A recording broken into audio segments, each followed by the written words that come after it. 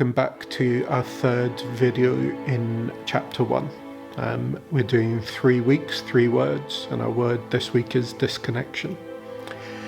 And I've been talking over the past couple of days about things like human trafficking and systemic racism and violence against women and insurrection, and it all got a bit heavy.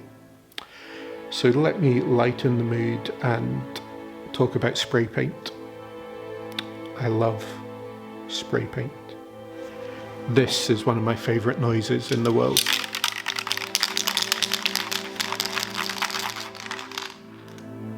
I love spray paint. I love it. I don't paint as much as I used to before I had kids, but it makes me happy.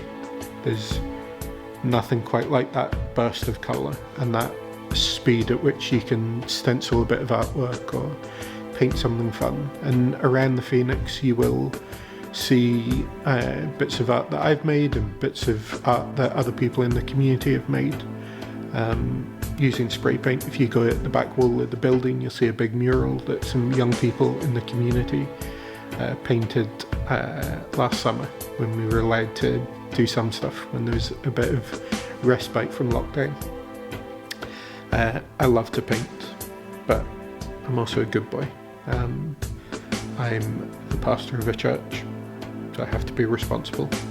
I'm not really into vandalism.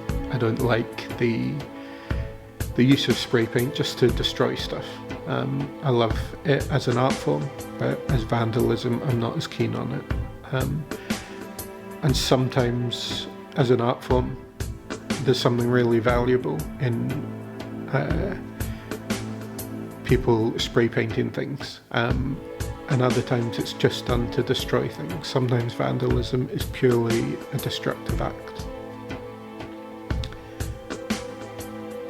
And I want to introduce a new phrase to you. I read it in a book a few years back and it's kind of stuck in my mind ever since, and maybe it's because I love spray paint and it just resonated with me. It's the phrase, the vandalism of shalom.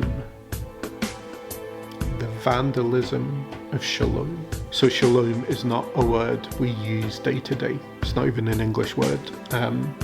It's an old Hebrew word, and one that there isn't really an English equivalent of. Sometimes different languages have different words and you can't do a perfect translation. But shalom means something like complete wholeness, or everything at peace, everything as it should be. I quite like that definition, everything as it should be. I really like the Bible. That's a bit of an obvious thing to say. If you're the pastor of a church, if you're a minister or a priest, you probably quite like the Bible. And the Bible starts in the first few pages with the story of Adam and Eve. These first man and first woman, and they're with God in the Garden of Eden, and everything is perfect. God and humanity together, everything is perfect. Everything is as it should be, and this is shalom.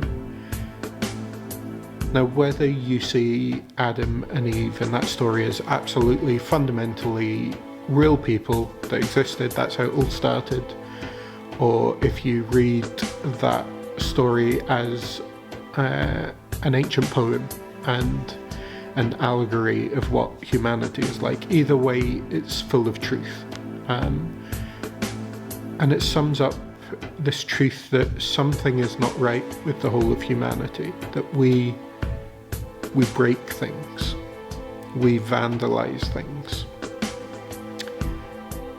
And the reality that what was meant to be, how things are meant to be, is broken. That shalom is broken. Adam and Eve broke stuff. They vandalized shalom, and this vandalism of shalom continues. We break stuff. I break stuff. You break stuff. And yesterday we spoke about another Hebrew word, hata, which we translate into English as sin. And sin is a word that's kind of gone out of use in English. unless you hear people saying, that's a sin, isn't it, when something bad happens. But sin is a problem for every single one of us. It destroys our worlds. It destroys ourselves. It destroys that perfect relationship with God, and things are not as they should be. Shalom has been vandalized.